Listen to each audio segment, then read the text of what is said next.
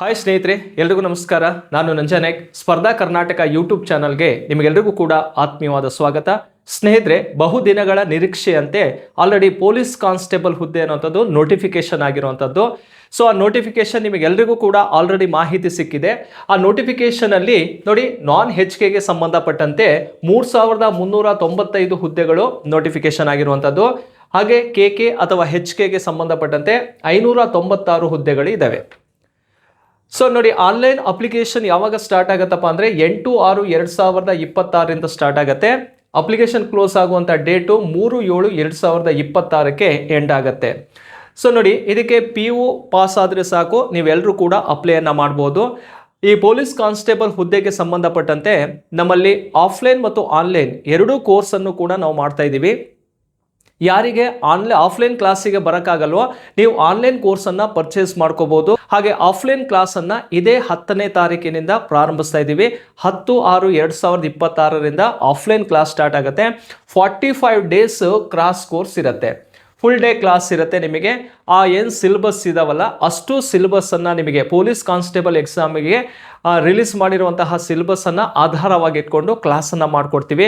ಇಲ್ಲಿ history, geography, economics, ಹಾಗೆ Indian constitution, general science ಆಗಿರ್ಬೋದು, GK, ಅದರ ಜೊತೆಗೆ ಕರೆಂಟ್ ಅಫೇರ್ಸು, ಮೆಂಟಲ್ ಎಬಿಲಿಟಿ, ಇವೆಲ್ಲ ಕ್ಲಾಸ್ಗಳು ನಿಮಗೆ ಸಿಗ್ತವೆ.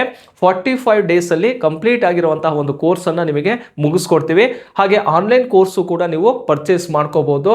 ಸೊ ಇದರ ಬಗ್ಗೆ ಹೆಚ್ಚಿನ ಮಾಹಿತಿ ಬೇಕಿದ್ರೆ 90716738 ಅಥವಾ 32 ನಂಬರಿಗೆ ಕಾಲ್ ಮಾಡಿ ಹೆಚ್ಚಿನ ಮಾಹಿತಿಯನ್ನು ಪಡ್ಕೊಡ್ರಿ. ಹಾಗೆ ಸ್ನೇಹಿತರೆ, ಇವತ್ತಿಂದ ನಾವು ಈ ಒಂದು ಪೊಲೀಸ್ ಕಾನ್ಸ್ಟೇಬಲ್ ಎಕ್ಸಾಮಿಗೆ ಸಂಬಂಧಪಟ್ಟಂತೆ ಓಲ್ಡ್ ಕ್ವಶನ್ಸ್ ಅನ್ನ ಅನಾಲಿಸಿಸ್ ಮಾಡ್ತಾ ಹೋಗ್ತೀನಿ. ನೋಡಿ, ಇವತ್ತು ನಾವು PC ಎಕ್ಸಾಮ್ ಅಲ್ಲಿ ಆಗಿರುವಂಥ 2020ರಲ್ಲಿ ಏನು ಎಕ್ಸಾಮ್ ಆಯ್ತಲ್ಲ, ಆ ಎಕ್ಸಾಮ್ ಅಲ್ಲಿ ಜಿಯೋಗ್ರಫಿ ವಿಷಯದ ಮೇಲೆ ಕೇಳಿರುವಂತಹ ಕೆಲವೊಂದು ಇಂಪಾರ್ಟೆಂಟ್ ಕ್ವಶನ್ಸ್ಗಳನ್ನು ಅನಾಲಿಸಿಸ್ ಮಾಡ್ತಾ ಹೋಗೋಣ. ಇದು ಮೊದಲನೇ ವಿಡಿಯೋ ಆಗಿರುತ್ತೆ. ಕಂಪ್ಲೀಟ್ ನಿಮಗೆ ಎಕ್ಸಾಮ್ ಬರೋವರೆಗೂ ಕೂಡ ಸೊ ಆ ಒಂದು ಜಿಯೋಗ್ರಫಿ ವಿಷಯದ ಮೇಲೆ ಮತ್ತು ಇತರೆ ವಿಷಯಗಳ ಮೇಲೆ ಕೇಳಿರುವಂತಹ ಪ್ರಶ್ನೆಗಳು ಹೇಗೆಲ್ಲ ಇದ್ದಾವೆ, ಅದನ್ನು ನಾವು ಯಾವ ರೀತಿ ಅರ್ಥ ಮಾಡ್ಕೋಬೇಕು, ಮುಂದೆ ಆ ಪ್ರಶ್ನೆ ಯಾವ ರೀತಿ ಬರ್ಬೋದು, ನೆಕ್ಸ್ಟ್ ನೀವು ಬರೆಯೋಕ್ಕೆ ತಯಾರಿಯನ್ನು ನಡೆಸ್ತಾ ಇರುವಂತಹ ಎಕ್ಸಾಮಿಗೆ ಹೇಗೆ ಕ್ವಶನ್ಸ್ಗಳು ಬರ್ಬೋದು ಅನ್ನುವಂತಹ ಒಂದು ವಿಷಯವನ್ನು ಕುರಿತು ಇವತ್ತಿಂದ ನಾವು ಚರ್ಚೆ ಮಾಡ್ತಾ ಹೋಗೋಣ. ಕಂಪ್ಲೀಟ್ ಆಗಿರುವಂತಹ ವಿಡಿಯೋನ ವಾಚ್ ಮಾಡಿ. ಹಾಗೆ ಪ್ರತಿದಿನ ಏನು ವಿಡಿಯೋಸನ್ನು ಅಪ್ಲೋಡ್ ಮಾಡ್ತೀವೋ ಆ ವಿಡಿಯೋಸ್ಗಳನ್ನು ನೀವು ವಾಚ್ ಮಾಡ್ತಾ ಹೋಗಿ. ಹಾಗೆ ಸ್ನೇಹಿತರೆ, ಸ್ಪರ್ಧಾ ಕರ್ನಾಟಕ ಯೂಟ್ಯೂಬ್ ಚಾನಲ್ಗೆ ಸಬ್ಸ್ಕ್ರೈಬ್ ಆಗಿ. ನಿಮಗೆ ಪ್ರತಿದಿನ ಪೊಲೀಸ್ ಕಾನ್ಸ್ಟೇಬಲ್ ಹುದ್ದೆಗೆ ಸಂಬಂಧಪಟ್ಟಂತಹ ವಿಡಿಯೋಸನ್ನು ಅಪ್ಲೋಡ್ ಮಾಡ್ತೀವಿ. ಅದರಲ್ಲೂ ಹೆಚ್ಚಿನ ಒಂದು ವಿಡಿಯೋಸ್ಗಳು ನಿಮಗೆ ಕ್ವಶನ್ ಅನಾಲಿಸಿಸ್ ಇರುತ್ತೆ. ನೀವು ಯಾಕಂದರೆ ಕಾನ್ಸೆಪ್ಟನ್ನು ಓದ್ತೀರಿ, ಅದಕ್ಕೆ ರಿಲೇಟೆಡ್ ಆದಂತಹ ಪ್ರಶ್ನೆಗಳು ಹೇಗೆ ಬರ್ತಾವೆ ಅಂತ ಹೇಳಿ ನೀವು ತಿಳ್ಕೊಳ್ತಾ ಹೋಗ್ಬೋದು. ಹಾಗೆ ಸ್ಪರ್ಧಾ ಕರ್ನಾಟಕ ಅಕಾಡೆಮಿ ವತಿಯಿಂದ ಈ ಟೀಚರ್ ರಿಕ್ರೂಟ್ಮೆಂಟಿಗೆ ಸಂಬಂಧಪಟ್ಟಂತೆ ಆನ್ಲೈನ್ ಕೋರ್ಸನ್ನು ಕೂಡ ಲಾಂಚ್ ಮಾಡಿದ್ವಿ. ಯಾಕಂದರೆ ಈಗ ನೆಕ್ಸ್ಟ್ ನೋಟಿಫಿಕೇಶನ್ ಆಗುವಂತಹ ಸಾಧ್ಯತೆ ಇರುವಂಥದ್ದು ಯಾವುದಪ್ಪ ಅಂದರೆ ಈ ಟೀಚರ್ ರಿಕ್ರೂಟ್ಮೆಂಟ್. ಅದಕ್ಕೆ ಸಂಬಂಧಪಟ್ಟಂತೆ HSTR, GPSTR, PSTR ಮತ್ತು TET ಎಕ್ಸಾಮ್ನ ಆನ್ಲೈನ್ ಕೋರ್ಸನ್ನು ಕೂಡ ನೀವು ಪರ್ಚೇಸ್ ಮಾಡ್ಕೋಬೋದು.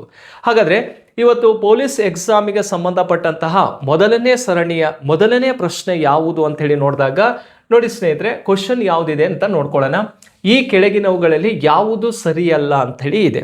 ಅಂದರೆ ರಾಂಗ್ ಆಗಿರೋದನ್ನು ನಾವಿಲ್ಲಿ ಆನ್ಸರನ್ನು ಆಯ್ಕೆ ಮಾಡಬೇಕಾಗತ್ತೆ. 3 ಸರಿ ಇದ್ದಾವೆ, 1 ತಪ್ಪಿದೆ. ನೋಡಿ ಸ್ನೇಹಿತರೆ, ಈ ಒಂದು ಕಾನ್ಸೆಪ್ಟನ್ನು ನೀವು ಅರ್ಥ ಮಾಡ್ಕೋಬೇಕಾದ್ರೆ ನಾವು ಈಗ ಜಿಯೋಗ್ರಫಿಯನ್ನು ಓದಕ್ಕೆ ಸ್ಟಾರ್ಟ್ ಮಾಡ್ತೀರಂತ ಅಂದ್ಕೊಳ್ಳಿ. ನೀವು ಆ ಜಿಯೋಗ್ರಫಿಯನ್ನು ಓದಬೇಕಾದ್ರೆ ನಾವು ಕರ್ನಾಟಕ, ಇಂಡಿಯಾ, ಫಿಸಿಕಲ್ ಮತ್ತು ವರ್ಲ್ಡ್ ಜಿಯೋಗ್ರಫಿಯನ್ನು ಫೋಕಸ್ ಮಾಡಬೇಕು. ಅದರಲ್ಲಿ ಹೆಚ್ಚು ಕ್ವಶನ್ಸ್ಗಳು ಬರುವಂಥದ್ದು ಇಂಡಿಯಾ ಮತ್ತು ಕರ್ನಾಟಕದ ಮೇಲೆ ಹೆಚ್ಚಿನ ಪ್ರಶ್ನೆಗಳು ಬರ್ತಾವೆ.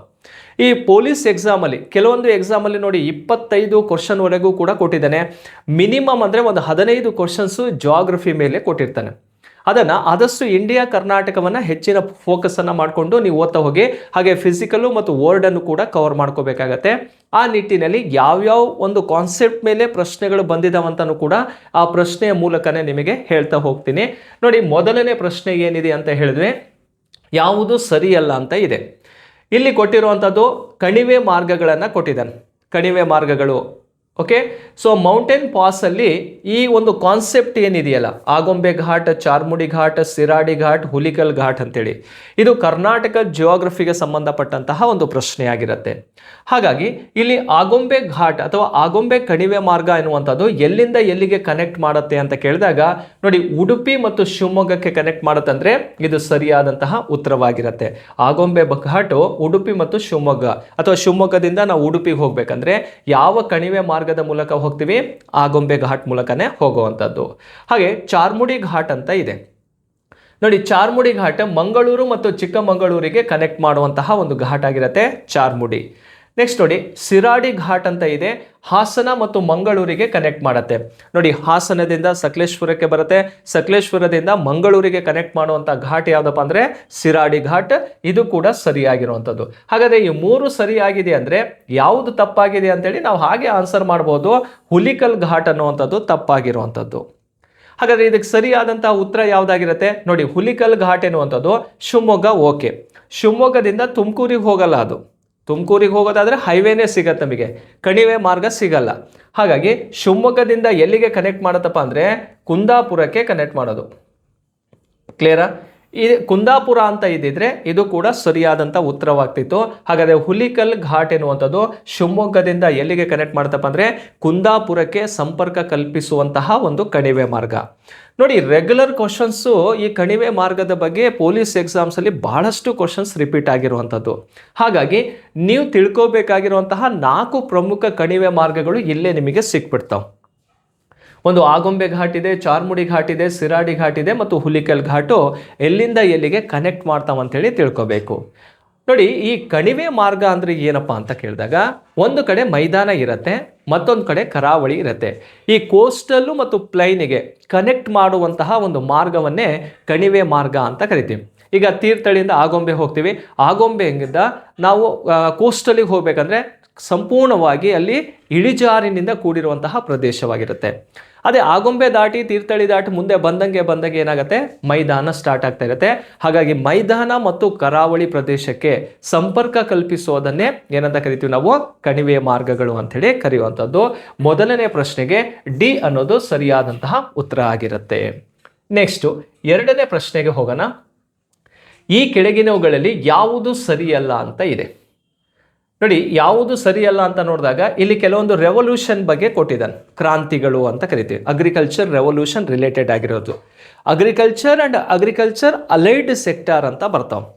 ಕೃಷಿ ಮತ್ತು ಕೃಷಿ ಅವಲಂಬಿತ ಕ್ಷೇತ್ರಗಳನ್ನು ಅಭಿವೃದ್ಧಿಪಡಿಸುವಂತಹ ಉದ್ದೇಶದಿಂದ ಹೈ ಏಲ್ಡ್ ಸೀಡ್ಸ್ ಅಂತ ಅಂದರೆ ಉತ್ತಮ ತಳಿಯ ಬೀಜಗಳನ್ನು ಬಳಕೆ ಮಾಡುವುದರ ಮೂಲಕ ಅಥವಾ ಉತ್ತಮ ತಳಿಯನ್ನು ಬಳಕೆ ಮಾಡುವುದರ ಮೂಲಕ ಉತ್ಪಾದನೆಯನ್ನು ಹೆಚ್ಚಿಸುವಂತಹ ಒಂದು ಉದ್ದೇಶವನ್ನೇ ನಾವು ಈ ಕ್ರಾಂತಿ ಅಥವಾ ರೆವಲ್ಯೂಷನ್ ಅಂತಾನೆ ಕರೆಯುವಂಥದ್ದು. ಹಾಗಾದರೆ ಇಲ್ಲಿ 4 ರೆವಲ್ಯೂಷನ್ ಅನ್ನು ಕೊಟ್ಟಿದ್ದಾನೆ, ಇವುಗಳಲ್ಲಿ ಯಾವುದು ಸರಿಯಲ್ಲ ಅಂತ ಕೊಟ್ಟಿದ್ದಾನೆ ಅನ್ನೋದನ್ನು ಆನ್ಸರ್ ಆಗಿ ನಾವು ತಗೋಬೇಕಾಗತ್ತೆ. ನೋಡಿ, ಫಸ್ಟ್ ಏನಿದೆ, ನೀಲಿ ಕ್ರಾಂತಿ, ಬ್ಲೂ ರೆವಲ್ಯೂಷನ್ ಅಂತ ಇದೆ. ಇಲ್ಲಿ ಮತ್ಸ್ಯೋದ್ಯಮ ಅಂತ ಇದೆ ಅಥವಾ ಫಿಶರಿ ರಿಲೇಟೆಡ್ ಆಗಿದೆ ಅಂತ ಕೇಳಿದಾಗ ಬ್ಲೂ ರೆವಲ್ಯೂಷನ್ ಅನ್ನುವಂಥದ್ದು ಮತ್ಸ್ಯೋದ್ಯಮಕ್ಕೆ ಸಂಬಂಧಪಟ್ಟಂತೆ ನೋಡ್ತೀವಿ. ಓಕೆ, ಸೊ ಅಥವಾ ಮೀನಿನ ಉತ್ಪಾದನೆಗೆ ಸಂಬಂಧಪಟ್ಟಂತೆ ನಾವು ಬ್ಲೂ ರೆವಲ್ಯೂಷನ್ ಅಂತಾನೆ ಕರೆಯೋದು. 2ನೇ ನೋಡಿ, ಕಪ್ಪು ಕ್ರಾಂತಿ ಅಂತ ಇದೆ, ಬ್ಲಾಕ್ ರೆವಲ್ಯೂಷನ್ ಅಂತೇಳಿ. ಬ್ಲಾಕ್ ಅಂದರೆ ಕಲ್ಲಿದ್ದಲು ಕಪ್ಪಾಗಿರುತ್ತೆ, ಹಾಗಾಗಿ ಇದು ಸರಿಯಾಗಿರುತ್ತೆ. ಹಾಗೆ ಪೆಟ್ರೋಲಿಯಂಗೆ ಸಂಬಂಧಪಟ್ಟಂತೆನೂ ಕೂಡ ನೋಡ್ತೀವಿ, ಇದು ಸರಿಯಾದಂತಹ ಉತ್ತರವಾಗಿರುತ್ತೆ. ನೆಕ್ಸ್ಟು ಹಳದಿ ಕ್ರಾಂತಿ ಅಂತ ಇದೆ, ಯೆಲ್ಲೋ ರೆವಲ್ಯೂಷನ್ ಅಂತೇಳಿ. ಯೆಲ್ಲೋ ರೆವಲ್ಯೂಷನ್ ಅನ್ನುವಂಥದ್ದು ಮೊಟ್ಟೆಗೆ ಸಂಬಂಧಪಟ್ಟಿದೆ ಅಂತ ಕೇಳಿದರೆ ಮೊಟ್ಟೆಗೆ ಸಂಬಂಧಪಟ್ಟಿಲ್ಲ, ಇದು ತಪ್ಪಾಗಿರುವಂಥದ್ದು. ಹಾಗಾದರೆ ಹಳದಿ ಕ್ರಾಂತಿ ಅನ್ನುವಂಥದ್ದು ಯಾವುದರ ಉತ್ಪಾದನೆಯನ್ನು ಹೆಚ್ಚಿಸಬೇಕಂತ ಹೇಳ್ತಪ್ಪ ಅಂದರೆ ಎಣ್ಣೆ ಕಾಳುಗಳ ಉತ್ಪಾದನೆಯನ್ನು, ಆಯಿಲ್ ಸೀಡ್ಸ್ ಅಂತ ಕರಿತೀವಿ. ಯಾವುದಕ್ಕೆ ಸಂಬಂಧಪಟ್ಟಿದ್ದ ಇದು? ಎಣ್ಣೆ ಕಾಳುಗಳ ಉತ್ಪಾದನೆಯನ್ನು ಹೆಚ್ಚಿಸುವಂಥ ಒಂದು ಉದ್ದೇಶವನ್ನು ಹೊಂದಿರೋದೇ ಈ ಯೆಲ್ಲೋ ರೆವಲ್ಯೂಷನ್ ಅಥವಾ ಹಳದಿ ಕ್ರಾಂತಿ ಅಂತ ಕರೆಯುವಂಥದ್ದು. ಹಾಗಾದರೆ ಮೊಟ್ಟೆ ಅಂತ ಕೇಳಿದರೆ ಸಿಲ್ವರ್ ರೆವಲ್ಯೂಷನ್ ಅಂತಾನೆ ಕರಿತೀವಿ, ಬೆಳ್ಳಿ ಕ್ರಾಂತಿ ಅಂತ ಕರೆಯುವಂಥದ್ದು. ಓಕೆ, ಹಾಗಾದರೆ ಬೆಳ್ಳಿ ಕ್ರಾಂತಿ ಯಾವುದಕ್ಕೆ ಸಂಬಂಧಪಟ್ಟಂತೆ ನೋಡ್ತೀವಿ? ಈ ಮೊಟ್ಟೆಗೆ ಸಂಬಂಧಪಟ್ಟಂತೆ ನೋಡಬೇಕಾಗತ್ತೆ. ಯಾವ ಕ್ರಾಂತಿ ಇದು? ಬೆಳ್ಳಿ ಕ್ರಾಂತಿ. ಬೆಳ್ಳಿ ಕ್ರಾಂತಿ ಅಂತ ಕರೆಯೋದು ಮೊಟ್ಟೆ ಉತ್ಪಾದನೆಗೆ ಸಂಬಂಧಪಟ್ಟಂತೆ ಅಥವಾ ಪೌಲ್ಟ್ರಿ ಫಾರ್ಮ್ ಅಂತಲೂ ಕೂಡ ಕರಿತೀವಿ. ಹಸಿರು ಕ್ರಾಂತಿ ಅನ್ನುವಂಥದ್ದು ಅಗ್ರಿಕಲ್ಚರ್ ಪ್ರೊಡಕ್ಷನ್, ಕೃಷಿಗೆ ಸಂಬಂಧಪಟ್ಟಂತೆ ನೋಡ್ತೀವಿ. ಹಾಗಾಗಿ ಇದಕ್ಕೆ ಸರಿಯಾದಂಥ ಉತ್ತರ ಯಾವುದಪ್ಪ ಅಂದರೆ ಮೂರನೇದು ರೈಟ್ ಆನ್ಸರ್ ಆಗಿರುತ್ತೆ. ಕ್ಲಿಯರ್ ಸ್ನೇಹಿತರೆ? ಮೂರನೇ ಆನ್ಸರನ್ನು ನಾವು ತಗೋಬೇಕು ಎರಡನೇ ಪ್ರಶ್ನೆಗೆ. ಈ ರೀತಿ ಒಂದು 14 ರೆವಲ್ಯೂಷನ್ಗಳು ಕಂಡು ಬರ್ತಾವೆ. ಆ ಲೀಸ್ಟನ್ನು ಮಾಡಿಕೊಂಡು ಅಷ್ಟನ್ನು ನೀವು ತಿಳ್ಕೊಂಡ್ರೆ ಬರುವಂಥ ಎಕ್ಸಾಮ್ಸಲ್ಲಿ ಬೇರೆ ರೆವಲ್ಯೂಷನ್ನ ಕೊಡ್ಬೋದಲ್ವಾ, ಅದಕ್ಕೂ ಆನ್ಸರ್ ಮಾಡೋದಕ್ಕೆ ನೀವು ತಯಾರಿಯನ್ನು ಮಾಡ್ಕೋಬೇಕಾಗತ್ತೆ. ರೈಟ್, ನೆಕ್ಸ್ಟ್ ಕ್ವಶನಿಗೆ ಹೋಗೋಣ. ತಾರಾಪುರ ಅಣುಶಕ್ತಿ ಸ್ಥಾವರ ಯಾವ ರಾಜ್ಯದಲ್ಲಿದೆ ಅಂತ ಇದೆ ನೋಡಿ. ಆಪ್ಷನಲ್ಲಿ ಮಹಾರಾಷ್ಟ್ರ, ಕರ್ನಾಟಕ, ಆಂಧ್ರ, ತೆಲಂಗಾಣ ಅಂತ ಇದೆ. ಇದಕ್ಕೆ ಸರಿಯಾದಂಥ ಉತ್ತರ ಯಾವುದಪ್ಪ ಅಂದರೆ ಮಹಾರಾಷ್ಟ್ರ. ಇಡೀ ಭಾರತದಲ್ಲಿ ಅಣುವಿದ್ಯುತ್ ಸ್ಥಾವರಕ್ಕೆ ಸಂಬಂಧಪಟ್ಟಂತೆ ನೋಡಿದಾಗ ಯಾವ್ಯಾವ ಅಣುವಿದ್ಯುತ್ ಸ್ಥಾವರಗಳು ಯಾವ್ಯಾವ ರಾಜ್ಯದಲ್ಲಿದೆ ಅಂತ ಒಂದು ಲೀಸ್ಟನ್ನು ನೀವು ಪಕ್ಕಾ ಮಾಡಿಕೊಂಡ್ರೆ ಯಾವ ರೀತಿ ಕ್ವಶನ್ಸ್ ಕೇಳಿದ್ರು ನೀವು ಆನ್ಸರನ್ನು ಮಾಡ್ಬೋದು. ಹಾಗಾದರೆ ಭಾರತದಲ್ಲಿರುವಂತಹ ಪ್ರಮುಖ ಅಣುವಿದ್ಯುತ್ ಸ್ಥಾವರಗಳು ಯಾವ್ಯಾವುದು ಅಂಥೇಳಿ ನೋಡಿ. ಫಸ್ಟ್ ಒಂದು ನೋಡಿ, ತಾರಾಪುರ ಅಂತ ಇದೆ. ಇಲ್ಲಿ ಪ್ರಶ್ನೆನೂ ಕೂಡ ತಾರಾಪುರ ಅಣುವಿದ್ಯುತ್ ಸ್ಥಾವರ ಇದೆ. ಇದು ಭಾರತದ ಮೊಟ್ಟ ಮೊದಲ ಅಣುವಿದ್ಯುತ್ ಸ್ಥಾವರ. First nuclear power plant in India ಅಂತ ಕೇಳಿದರೆ ಅದು ತಾರಾಪುರ. ಯಾವ ರಾಜ್ಯದಲ್ಲಿದೆ ನೋಡಿ? ಮಹಾರಾಷ್ಟ್ರದಲ್ಲಿ ಕಂಡುಬರುತ್ತೆ. ಮೂರನೇ ಪ್ರಶ್ನೆಗೆ ಎ ಅನ್ನೋದು ಸರಿಯಾದಂಥ ಉತ್ತರ. ಈ ಒಂದು ಅಣುವಿದ್ಯುತ್ ಸ್ಥಾವರವನ್ನು 1969ರಲ್ಲಿ ಪ್ರಾರಂಭಿಸಲಾಗುತ್ತೆ. ಇದರ ಟೋಟಲ್ ಕೆಪಾಸಿಟಿ ಎಷ್ಟಪ್ಪ ಅಂದರೆ 1400 ಮೆಗಾವ್ಯಾಟ್ ಅಷ್ಟು ವಿದ್ಯುತ್ತನ್ನು ಉತ್ಪಾದನೆ ಮಾಡುತ್ತೆ. ಎರಡನೇ ನೋಡಿ, ರಾವತ್ ಭಟ್ ಅಂತೇಳಿ ರಾಜಸ್ಥಾನದಲ್ಲಿ ಕಂಡುಬರುತ್ತೆ. 1973ರಲ್ಲಿ ಸ್ಥಾಪನೆ ಆಗುತ್ತೆ. ಇದರ ಕೆಪಾಸಿಟಿ ಎಷ್ಟಪ್ಪ ಅಂದರೆ 1080 ಮೆಗಾವ್ಯಾಟ್ ಅಷ್ಟು ವಿದ್ಯುತ್ ಉತ್ಪಾದನೆ ಆಗುತ್ತೆ. ಮದ್ರಾಸ್ ಅಥವಾ ಕಲ್ಪಕಂ ಅಂತ ಕರಿತೀವಿ, ತಮಿಳುನಾಡಿನಲ್ಲಿ ಕಂಡುಬರುತ್ತೆ ನೋಡಿ. ಇದು 1984ರಲ್ಲಿ ಸ್ಥಾಪನೆ ಆದಂಥದ್ದು. ಸೊ ಇದರ ಕೆಪಾಸಿಟಿ ಎಷ್ಟಪ್ಪ ಅಂದರೆ 440 ಮೆಗಾವ್ಯಾಟ್ ಅಷ್ಟು ವಿದ್ಯುತ್ತನ್ನು ಉತ್ಪಾದನೆ ಮಾಡುತ್ತೆ. ನೆಕ್ಸ್ಟ್ ನೋಡಿ, ನರೋರಾ ಅಂತ ಇದೆ. ನರೋರಾ ಯಾವ ಸ್ಟೇಟಲ್ಲಿದೆ? ಇದು ಉತ್ತರ ಪ್ರದೇಶದಲ್ಲಿ. 1991ರಲ್ಲಿ ಸ್ಥಾಪನೆ ಆಗುತ್ತೆ. ಇದು ಕೂಡ 440 ಮೆಗಾವ್ಯಾಟ್ ಅಷ್ಟು ವಿದ್ಯುತ್ ಉತ್ಪಾದನೆ ಮಾಡೋದು. ಹಾಗೆ ಕರ್ಕಪಾರ ಅಂತೇಳಿ ಕಂಡು ಬರುತ್ತೆ, ಗುಜರಾತ್ ರಾಜ್ಯದಲ್ಲಿ ಇರುವಂಥದ್ದು. ಇದನ್ನು 1993ರಲ್ಲಿ ಸ್ಥಾಪನೆ ಮಾಡಲಾಯಿತು. ಇದರ ಕೆಪಾಸಿಟಿ ಎಷ್ಟಪ್ಪ ಅಂದರೆ 440 ಮೆಗಾವ್ಯಾಟ್ ಅಷ್ಟು ವಿದ್ಯುತ್ ಉತ್ಪಾದನೆ ಆಗುತ್ತೆ. ಹಾಗೆ ಕೈಗಾ ಅಂತ ಇದೆ. ಯಾವ ರಾಜ್ಯದಲ್ಲಿದೆ ಅಂದರೆ ಕರ್ನಾಟಕ. ಕರ್ನಾಟಕದಲ್ಲಿ ಎಷ್ಟು ಅಣುವಿದ್ಯುತ್ ಸ್ಥಾವರ ಇದೆ ಅಂತ ಕೇಳಿದ್ರೆ ಒಂದೇ ಒಂದು ಅಣುವಿದ್ಯುತ್ ಸ್ಥಾವರ ಇರೋದು. ಅದು ಯಾವುದಪ್ಪ ಅಂದರೆ ಕೈಗಾ ಅಂತೇಳಿ. ಕೈಗಾ ಅನ್ನುವಂಥದ್ದು ಉತ್ತರ ಕನ್ನಡ ಜಿಲ್ಲೆಯಲ್ಲಿ ಕಂಡುಬರುತ್ತೆ.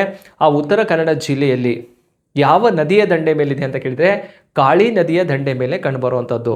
ಕಾಳಿ ನದಿಯ ಯಾವ ಭಾಗದಲ್ಲಿದೆ ಅಂದರೆ ಎಡಭಾಗದಲ್ಲಿ ಕಂಡುಬರುವಂತಹ ಒಂದು ನ್ಯೂಕ್ಲಿಯರ್ ಪವರ್ ಪ್ಲಾಂಟ್. ಇದರ ಕೆಪಾಸಿಟಿ ಎಷ್ಟಿದೆ ಅಂತ ಕೇಳಿದ್ರೆ 880 ಮೆಗಾವ್ಯಾಟ್ ಅಷ್ಟು ವಿದ್ಯುತ್ ಉತ್ಪಾದನೆ ಆಗುತ್ತೆ. ನೆಕ್ಸ್ಟ್ ಕುಡಂಕುಳಂ ಅಂತ ಕರಿತೀವಿ, ತಮಿಳುನಾಡಿನಲ್ಲಿದೆ. 2013ರಲ್ಲಿ ಪ್ರಾರಂಭವಾಗುತ್ತೆ ನೋಡಿ. 2000 ಮೆಗಾವ್ಯಾಟ್ ಅಷ್ಟು ವಿದ್ಯುತ್ ಉತ್ಪಾದನೆ ಆಗುತ್ತೆ. ಏನಿದಾವಲ್ಲ ಈ 7ರಲ್ಲಿ ಅತಿ ಹೆಚ್ಚು ಅಣುವಿದ್ಯುತ್ ಉತ್ಪಾದನೆ ಮಾಡುವಂತಹ ಕೇಂದ್ರ ಯಾವುದಂತ ಕೇಳಿದರೆ ಕುಡಂಕುಳಮನ್ನು ಆನ್ಸರ್ ಮಾಡಬೇಕಾಗತ್ತೆ. ಯಾಕಂದರೆ 2000 ಮೆಗಾವ್ಯಾಟ್ ಅಷ್ಟು ವಿದ್ಯುತ್ ಉತ್ಪಾದನೆ ಆಗ್ತಾ ಇರೋದು. ಇನ್ನೊಂದು ಅತಿ ದೊಡ್ಡದಾದಂತಹ ಒಂದು ಪ್ಲಾಂಟ್ ರೆಡಿ ಆಗ್ತಾ ಇದೆ. ಅದು ಯಾವುದು ಅಂತ ಕೇಳಿದರೆ ಜೈತಾಪುರ ಅಂತೇಳಿ ಮಹಾರಾಷ್ಟ್ರದಲ್ಲಿ ಕಂಡುಬರುತ್ತೆ. ಇದೇನಾದ್ರು ಉತ್ಪಾದನೆ ಮಾಡೋಕ್ಕೆ ಸ್ಟಾರ್ಟ್ ಆಯ್ತಂದ್ರೆ ಎಷ್ಟು ಪ್ರೊಡಕ್ಷನ್ ಆಗುತ್ತಪ್ಪ ಅಂದರೆ 9900 ಮೆಗಾವ್ಯಾಟ್ ಅಷ್ಟು ವಿದ್ಯುತ್ ಉತ್ಪಾದನೆ ಆಗುತ್ತೆ. ಹಾಗಾಗಿ ಅತಿ ದೊಡ್ಡ ಅಣು ವಿದ್ಯುತ್ ಸ್ಥಾವರ ಆಗಲಿರುವಂಥದ್ದು ಯಾವುದಪ್ಪ ಅಂದರೆ ಜೈತಾಪುರ ಆಗುತ್ತೆ. ಈಗ ಪ್ರೆಸೆಂಟ್ ಇದು ಅಂಡರ್ ಕನ್ಸ್ಟ್ರಕ್ಷನ್ ಲಿಸ್ಟಲ್ಲಿ ಹಾಕ್ತೀವಿ. ಇನ್ನು ಕಾಮಗಾರಿ ನಡೀತಾ ಇರುವಂಥದ್ದನ್ನು ನೋಡ್ಬೋದು. ಅದನ್ನು ಬಿಟ್ಟರೆ ಅಪ್ ಟು ಕುಡಂಕುಳಂವರೆಗೂ ಕೂಡ ಎಲ್ಲವೂ ಕೂಡ ರನ್ನಿಂಗಲ್ಲಿರೋದನ್ನು ನೋಡ್ಬೋದು. ಆಂಧ್ರ ಇಲ್ಲ, ತೆಲಂಗಾಣ ರಾಜ್ಯದಲ್ಲಿ ಕಂಡುಬರಲ್ಲ. ಇನ್ನು ಉಳಿದಂತಹ ಪ್ರಮುಖ ರಾಜ್ಯಗಳು ಮಹಾರಾಷ್ಟ್ರ, ರಾಜಸ್ಥಾನ, ತಮಿಳುನಾಡು, ಉತ್ತರ ಪ್ರದೇಶ, ಗುಜರಾತ್, ಕರ್ನಾಟಕ ಮತ್ತು ತಮಿಳುನಾಡಿನಲ್ಲಿ ಕಂಡುಬರುತ್ತೆ. ರೈಟ್ ನೋಡಿ, ಇದು ಮೂರನೇ ಪ್ರಶ್ನೆಗೆ ಸರಿಯಾದಂಥ ಉತ್ತರ ಯಾವುದನ್ನೋದು ಕ್ಲಿಯರ್ ಆಯಿತು. ನೆಕ್ಸ್ಟ್ ಹೋಗೋಣ. ವೈನೋಲಜಿ ಅಂತ ಇದೆ, ಹೆಸರಲ್ಲೇ ಇದೆ. ವೈನೋಲಜಿ ಅನ್ನೋದು ಯಾವುದ್ರ ತಯಾರಿಕೆಯನ್ನು ಮಾಡುತ್ತಪ್ಪ ಅಂದರೆ ವೈನ್ ತಯಾರಿಕೆ ಮಾಡೋದನ್ನು ಏನಂತ ಕರಿತೀವಿ? ವೈನೋಲಜಿ ಅಂತಲೇ ಕರೆಯುವಂಥದ್ದು. ಓಕೆ, ಸೊ ಅದೇ ರೀತಿ ಮಣ್ಣಿನ ಫಲವತ್ತತೆಯನ್ನು ಅಧ್ಯಯನ ಮಾಡೋದು, ಹೈ ಫರ್ಟಿಲಿಟಿಯನ್ನು ಅಥವಾ ಮಣ್ಣಿನ ಬಗ್ಗೆ ಅಧ್ಯಯನ ಮಾಡೋದನ್ನು ಪೆಡಾಲಜಿ ಅಂತಲೇ ಕರಿತೀವಿ. ಅದು ಮಣ್ಣಿನ ಶಾಸ್ತ್ರ ಅಂತಲೂ ಕೂಡ ಕರಿತೀವಿ. ಇದು ನಾಲ್ಕನೇ ಪ್ರಶ್ನೆಗೆ ಎ ಅನ್ನೋದು ಸರಿಯಾದಂತಹ ಉತ್ತರವಾಗಿರುತ್ತೆ. ನೆಕ್ಸ್ಟ್ ಕ್ವಶನ್ಗೆ ಹೋಗೋಣ. ಈ ಕೆಳಗಿನವುಗಳಲ್ಲಿ ಯಾವುದು ರಾಷ್ಟ್ರೀಯ ಉದ್ಯಾನವನ ಅಂತ ಕೊಟ್ಟಿದ್ದಾನೆ. 4 ಆಪ್ಷನ್ ಕೊಟ್ಟಿದ್ದಾರೆ. ನ್ಯಾಷನಲ್ ಪಾರ್ಕು ಯಾವುದು, ರಾಷ್ಟ್ರೀಯ ಉದ್ಯಾನವನ ಯಾವುದು ಅಂತ ಕೊಟ್ಟಿರುವಂಥದ್ದು. ನೋಡಿ, ಕಾಜಿರಂಗ ರಾಷ್ಟ್ರೀಯ ಉದ್ಯಾನವನ ನ್ಯಾಷನಲ್ ಪಾರ್ಕ್ ಹೌದು. ಇದು ಯಾವುದು? ಕಾಜಿರಂಗ ಅಂಥೇಳಿ. ಹಾಗಾದರೆ ಕಾಜಿರಂಗ ರಾಷ್ಟ್ರೀಯ ಉದ್ಯಾನವನ ಯಾವ ರಾಜ್ಯದಲ್ಲಿದೆ ಅಂತ ಕೇಳಿದರೆ ಇದು ಅಸ್ಸಾಂ ರಾಜ್ಯದಲ್ಲಿ ಕಂಡುಬರುತ್ತೆ. ಯಾವ ಸ್ಟೇಟಲ್ಲಿದೆ? ಇದು ಅಸ್ಸಾಂ ರಾಜ್ಯದಲ್ಲಿ ಕಂಡುಬರೋದು ಕಾಜಿರಂಗ ರಾಷ್ಟ್ರೀಯ ಉದ್ಯಾನವನ. ಒಂದು ಕೊಂಬಿನ ಗೇಂಡಾಮೃಗಗಳಿಗೆ ಫೇಮಸ್ ಆಗಿರುವಂತಹ ನ್ಯಾಷನಲ್ ಪಾರ್ಕ್ ಯಾವುದಪ್ಪ ಅಂದರೆ ಅದು ಕಾಜಿರಂಗ ರಾಷ್ಟ್ರೀಯ ಉದ್ಯಾನವನ ಆಗಿರುತ್ತೆ. ನೆಕ್ಸ್ಟ್ ನೋಡಿ, ಮಾನಸ ರಾಷ್ಟ್ರೀಯ ಉದ್ಯಾನವನ ಅಂತ ಇದೆ. ಈ ಮಾನಸ ರಾಷ್ಟ್ರೀಯ ಉದ್ಯಾನವನ ಇದರ ಇಂಪಾರ್ಟೆಂಟ್ ಏನು ಅಂತ ಹೇಳಿ ನೋಡಿದಾಗ ನೋಡಿ, ಮಾನಸ ರಾಷ್ಟ್ರೀಯ ಉದ್ಯಾನವನ ಇದು ಕೂಡ ಎಲ್ಲಿ ಕಂಡುಬರುತ್ತಪ್ಪ ಅಂದರೆ ಅಸ್ಸಾಂ ರಾಜ್ಯದಲ್ಲೇ ಕಂಡುಬರೋದು, ಮಾನಸ್ ನ್ಯಾಷನಲ್ ಪಾರ್ಕ್. ನೆಕ್ಸ್ಟ್ ನೋಡಿ, ನಂದಾದೇವಿ ರಾಷ್ಟ್ರೀಯ ಉದ್ಯಾನವನ ಅಂತ ಇದೆ. ಈ ನಂದಾದೇವಿ ನ್ಯಾಷನಲ್ ಪಾರ್ಕ್ ಇದೆಯಲ್ಲ, ಇದು ಎಲ್ಲಿ ಕಂಡುಬರುತ್ತಪ್ಪ ಅಂದರೆ ಉತ್ತರಾಖಂಡ್ ರಾಜ್ಯದಲ್ಲಿ ಕಂಡುಬರುವಂಥದ್ದು. ಯಾವ ಸ್ಟೇಟಲ್ಲಿದೆ? ಉತ್ತರಾಖಂಡ್. ಹಾಗಾದರೆ ಈ ಮೂರು ಕೂಡ ನ್ಯಾಷನಲ್ ಪಾರ್ಕ್ ಅನ್ನೋದು ನಮಗೆ ಕಂಪ್ಲೀಟ್ ಆಗಿ ಗೊತ್ತಾಗುತ್ತೆ, ಮತ್ತು ಯಾವ ರಾಜ್ಯದಲ್ಲಿದೆ ಅನ್ನೋದು ಕೂಡ ಕ್ಲಿಯರ್ ಆಯಿತು. ಈ ಮೂರು ರಾಷ್ಟ್ರೀಯ ಉದ್ಯಾನವನಗಳು ಯಾವ ಪಟ್ಟಿಯಲ್ಲಿದೆ ಅಂತ ಕೇಳಿದರೆ ವಿಶ್ವ ಪಾರಂಪರ್ಯ ಪಟ್ಟಿಯಲ್ಲಿರುವಂತಹ ಭಾರತದ ರಾಷ್ಟ್ರೀಯ ಉದ್ಯಾನವನಗಳಲ್ಲಿ ಇವು ಮೂರು ಕೂಡ ಆ ಲಿಸ್ಟಲ್ಲಿ ಕಂಡುಬರುತ್ತೆ. ಹಾಗಾಗಿ ಈ ಕೆಳಗಿನಗಳಲ್ಲಿ ಯಾವುದು ರಾಷ್ಟ್ರೀಯ ಉದ್ಯಾನವನ ಅಂತ ಕೇಳಿದರೆ ಇವುಗಳಲ್ಲಿ ಎಲ್ಲವೂ ಕೂಡ ನ್ಯಾಷನಲ್ ಪಾರ್ಕ್ಗಳೇ. ಅರ್ಥ ಆಯ್ತಲ್ಲ? ಎಲ್ಲವೂ ಕೂಡ ರಾಷ್ಟ್ರೀಯ ಉದ್ಯಾನವನಗಳಾಗಿರ್ತವೆ, ಯಾವ್ಯಾವ ರಾಜ್ಯಕ್ಕೆ ಸಂಬಂಧಪಟ್ಟಂತೆ ಅಂತ ಗೊತ್ತಿರಬೇಕು. ರೈಟ್. ನೆಕ್ಸ್ಟ್ 6ನೇ ಪ್ರಶ್ನೆಗೆ ಹೋಗೋಣ. ಕಾವೇರಿ ನೀರು ಹಂಚಿಕೆ ಸಮಸ್ಯೆ ಇರುವುದು ಇವುಗಳ ಮಧ್ಯೆ. ಕಾವೇರಿ ಜಲ ವಿವಾದ ಅಂತ ಬರುತ್ತೆ, ಕಾವೇರಿ ವಾಟರ್ ಡಿಸ್ಪ್ಯೂಟ್ ಅಂತ. ಈಗ ಕಾವೇರಿ ನದಿ ಹರಿಯುವಂಥದ್ದು ಕರ್ನಾಟಕದಲ್ಲಿ ಹುಟ್ಟುತ್ತೆ, ತಮಿಳುನಾಡಿನಲ್ಲಿ ಹೋಗಿ ಬೇ ಆಫ್ ಬೆಂಗಾಲಿಗೆ ಸೇರುತ್ತೆ. ಹಾಗಾಗಿ ಕಾವೇರಿ ನದಿ ಮುಖ್ಯವಾಗಿ ಹರಿಯೋದು ಎರಡೇ ರಾಜ್ಯದಲ್ಲಿ, ಕರ್ನಾಟಕ ಮತ್ತು ತಮಿಳುನಾಡಿನಲ್ಲಿ. ಆದರೆ ಅದರ ಉಪನದಿಗಳನ್ನು ಒಳಗೊಂಡಂತಹ ಜಲಾನಯನ ಪ್ರದೇಶ ಅಂತ ಕರಿತೀವಿ. ರಿವರ್ ಬೆಸಿನ್ ಏರಿಯಾ ಅನ್ನುವಂಥದ್ದು 4 ರಾಜ್ಯಗಳಲ್ಲಿ, ಅಂದರೆ 3 ರಾಜ್ಯ, 1 ಕೇಂದ್ರಾಡಳಿತ ಪ್ರದೇಶಕ್ಕೆ ಸಂಬಂಧಿಸಿದೆ. ಹಾಗಾದರೆ ಕಾವೇರಿ ನದಿಯ ಜಲ ವಿವಾದ ಅಂತ ಕೇಳಿದರೆ ಕರ್ನಾಟಕ ತಮಿಳುನಾಡು ಸರಿಯಾಗಿರುತ್ತೆ. ಆದರೆ ಆಂಧ್ರ ಅನ್ನೋದು ತಪ್ಪಾಗಿರುವಂಥದ್ದು, ಕರ್ನಾಟಕ ಕೇರಳ ಅಂತ ಇದೆ. ನೋಡಿ, ಈ ಆಪ್ಷನನ್ನು ನೋಡ್ತಾ ಬಂದರೆ 4 ರಾಜ್ಯಗಳನ್ನು ಆನ್ಸರ್ ಮಾಡಬೇಕು. ಕೆಲವರು ಏನು ಮಾಡ್ತೀರಂದರೆ ಕರ್ನಾಟಕ ತಮಿಳುನಾಡು, ಯಾಕಂದರೆ ಜಗಳ ಆಡೋದು ಕರ್ನಾಟಕ ತಮಿಳುನಾಡು ಅಲ್ವಾ, ಅದಕ್ಕೆ ಪಟ್ ಅಂತ ಅದನ್ನು ಆನ್ಸರ್ ಮಾಡ್ತೀವಿ. ಅದನ್ನು ಆನ್ಸರ್ ಮಾಡಬಾರ್ದು. ಎಲ್ಲೆಲ್ಲಿ ಮುಖ್ಯ ನದಿ ಕಾವೇರಿ ಹರಿಯುವಂಥದ್ದು ಕರ್ನಾಟಕ ತಮಿಳುನಾಡಿನಲ್ಲಿ ಹರಿಯುತ್ತೆ. ಆದರೆ ಜಲವಿವಾದ ಅಂತ ಬಂದಾಗ 3 ರಾಜ್ಯಗಳು, 1 ಕೇಂದ್ರಾಡಳಿತ ಪ್ರದೇಶಕ್ಕೆ ಸಂಬಂಧಪಟ್ಟಂತೆ. ಯಾವ್ಯಾವ ರಾಜ್ಯ ಅಂತ ಕೇಳಿದರೆ ಕರ್ನಾಟಕ, ತಮಿಳುನಾಡು, ಕೇರಳ, ಪಾಂಡಿಚೇರಿಯ ನಡುವೆ ಜಲವಿವಾದ ಕಂಡುಬರುತ್ತೆ. ಹಾಗಾಗಿ ಈ 4 ರಾಜ್ಯಗಳನ್ನು ನಾವಿಲ್ಲಿ ಆನ್ಸರ್ ಮಾಡಬೇಕಾಗತ್ತೆ. ನೋಡಿ, 6ನೇ ಪ್ರಶ್ನೆಗೆ ಸರಿಯಾದಂಥ ಉತ್ತರ ಯಾವುದಪ್ಪ ಅಂದರೆ ಡಿ ಅನ್ನೋದು ರೈಟ್ ಆನ್ಸರ್ ಆಗಿರುತ್ತೆ. ಹಾಗಾದರೆ ಕಾವೇರಿ ನದಿ ನೀರಿನ ಹಂಚಿಕೆ ಅನ್ನುವಂಥದ್ದು ಫೈನಲ್ ಆಗಿರುವಂಥ ಒಂದು ರಿಪೋರ್ಟನ್ನು 2018ರಲ್ಲಿ ರಿಲೀಸ್ ಆಗಿರೋದು. ಅದರ ಪ್ರಕಾರನೇ ಈಗೂ ಕೂಡ ಮುಂದುವರ್ಕೊಂಡು ಹೋಗ್ತಾ ಇದೆ. ಹಾಗಾದರೆ ಯಾವ್ಯಾವ ರಾಜ್ಯಕ್ಕೆ ಎಷ್ಟೆಷ್ಟು ನೀರನ್ನು ಹಂಚಿಕೆ ಮಾಡಲಾಗಿದೆ ಅಂಥೇಳಿ ನೋಡೋದಾದರೆ ನೋಡಿ, ಈ ಲಿಸ್ಟನ್ನು ತಗೊಳ್ಳೋಣ. ನೋಡಿ, ರಾಜ್ಯಗಳು 2018ರ ನೀರಿನ ಹಂಚಿಕೆ ಅಂತ ನೋಡಿದಾಗ ತಮಿಳುನಾಡಿಗೆ ಎಷ್ಟು TMC ನೀರು ಕೊಡಲಾಗ್ತಾ ಇದೆಯಪ್ಪ ಅಂದರೆ 404.25 TMC ನೀರನ್ನು ತಮಿಳುನಾಡಿಗೆ ಕೊಡಲಾಗ್ತಾ ಇರುವಂಥದ್ದು. ಕರ್ನಾಟಕಕ್ಕೆ 284.75 TMC ನೀರು ಕರ್ನಾಟಕಕ್ಕೆ ಸಿಗ್ತಾ ಇರುವಂಥದ್ದು. ಹಾಗೆ ಕೇರಳ ರಾಜ್ಯಕ್ಕೆ 30 TMC ಅಷ್ಟು, ಅದರ ಜೊತೆಗೆ ಪಾಂಡಿಚೇರಿಗೆ 7 TMC ನೀರು ಸಿಗ್ತಾ ಇದೆ. ಹಾಗೆ ಪರಿಸರಕ್ಕೆ ಸಂಬಂಧಪಟ್ಟಂತೆ ಎನ್ವೈರ್ಮೆಂಟಿಗೆ 10 TMC ನೀರನ್ನು ಬಿಡಬೇಕು. ಯಾಕಂದರೆ ನದಿ ಹರಿಯುವಂಥದ್ದು ಕಾಡಿನಲ್ಲಿ ಹರಿಯುತ್ತೆ. ಕಾಡಿನಲ್ಲಿ ವನ್ಯ ಸಂಪತ್ತಿರುತ್ತೆ, ಪ್ರಾಣಿಗಳಿರ್ತವೆ, ಪಕ್ಷಿಗಳಿರ್ತವೆ, ಅವುಗಳಿಗೂ ಕೂಡ ಏನು ಬೇಕಾಗತ್ತೆ? ನೀರು ಬೇಕಾಗತ್ತೆ. ಹಾಗಾಗಿ ಆ ನದಿಯಲ್ಲಿ 10 TMC ನೀರನ್ನು ಹಾಗೆ ಬಿಡಬೇಕಾಗತ್ತೆ. ಅದರ ಜೊತೆಗೆ ಸಮುದ್ರಕ್ಕೂ ಕೂಡ 4 TMC ನೀರನ್ನು ಬಿಟ್ಕೊಡ್ಬೇಕು. ಯಾಕೆ? ಸಮುದ್ರಕ್ಕೆ ಹೋಗುವಂಥ ನೀರು ವೇಸ್ಟ್ ಅಂತ ನಮಗೆ ಅನಿಸುತ್ತೆ, ಆದರೆ ಯಾವಾಗಲೂ ಕೂಡ ನದಿ ನೀರು ಸಮುದ್ರಕ್ಕೆ ಹೋಗಲೇಬೇಕು.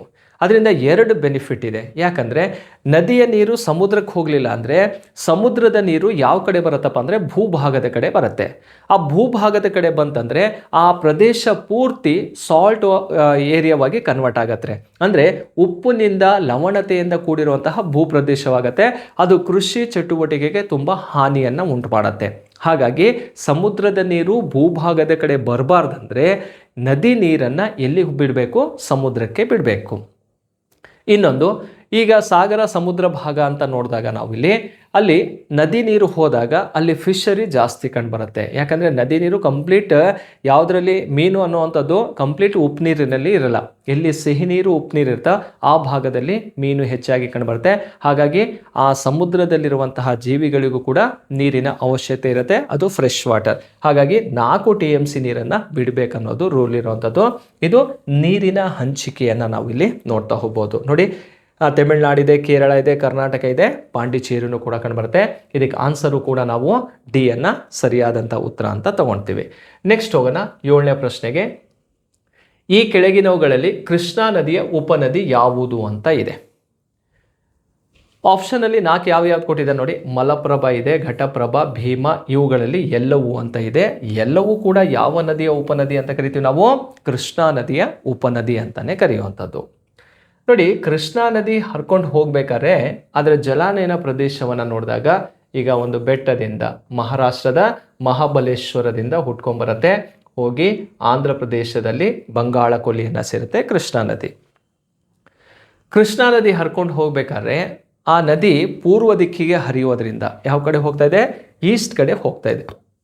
ಪೂರ್ವ ದಿಕ್ಕಿಗೆ ಹರಿಯೋದ್ರಿಂದ ಈ ಭಾಗ ಏನಿದೆಯಲ್ಲ ಮೇಲ್ಭಾಗದಲ್ಲಿ, ಇದನ್ನು ಲೆಫ್ಟ್ ಬ್ಯಾಂಕ್ ರಿವರ್ ಸಿಸ್ಟಮ್ ಅಂತ ಕರಿತೀವಿ. ಕೆಳಭಾಗದಿಂದ ಹೋಗಿ ಸೇರ್ತಾವಲ್ಲ ಇದನ್ನು ರೈಟ್ ಬ್ಯಾಂಕ್ ರಿವರ್ ಸಿಸ್ಟಮ್, ಅಂದರೆ ಬಲದಂಡೆಯಿಂದ ಸೇರುವ ನದಿಗಳು, ಎಡದಂಡೆಯಿಂದ ಬಂದು ಸೇರುವ ನದಿಗಳು ಅಂತ ಕರಿತೀವಿ. ಇಲ್ಲಿ ಮುಖ್ಯವಾದಂತಹ ನದಿಗಳನ್ನು ನೋಡ್ತಾ ಹೋಗೋದಾದರೆ ನೋಡಿ, ಫಸ್ಟ್ ಈ ಕಡೆ ಈ ಭಾಗದಿಂದ ನೋಡ್ತಾ ಹೋಗೋದಾದರೆ ಕೊಯ್ನಾ ಅಂತ ಒಂದು ನದಿ ಬಂದು ಸೇರುತ್ತೆ. ಯಾವ ನದಿ ಇದು? ಕೊಯ್ನಾ. ಅದಾದ ನಂತರ ವರ್ಣ ಅಂತ ಕಂಡುಬರುತ್ತೆ, ವರ್ಣ. ಹಾಗೆ ಪಂಚಗಂಗಾ. ನೆಕ್ಸ್ಟ್ ಮತ್ತೊಂದು ನದಿ ಹರ್ಕೊಂಡೋಗಿ ಸೇರುತ್ತೆ ದೂದ್ ಗಂಗಾ.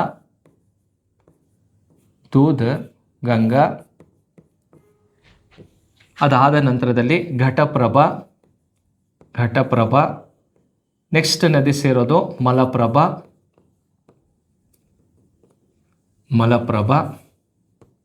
ಕ್ಲಿಯರಾ?